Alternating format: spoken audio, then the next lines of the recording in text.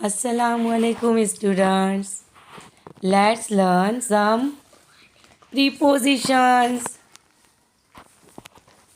See, where is the mouse?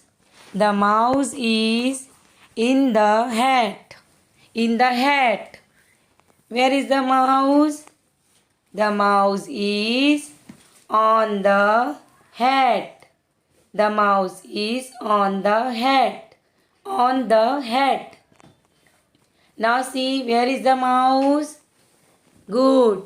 The mouse is under the hat. The mouse is under the hat. Under the hat. Now see, where is the mouse? The mouse is near the hat. The mouse is near the hat. Good. The mouse is near the hat.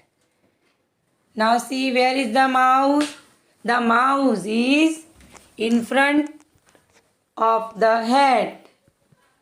In front of the hat. Good. The mouse is in front of the hat. Now see, where is the mouse? Good. The mouse is behind the hat. The mouse is behind the hat. Behind the hat. Good. Very good. Now see, where is the mouse? The mouse is between hats.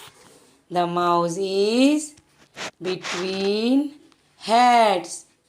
Good.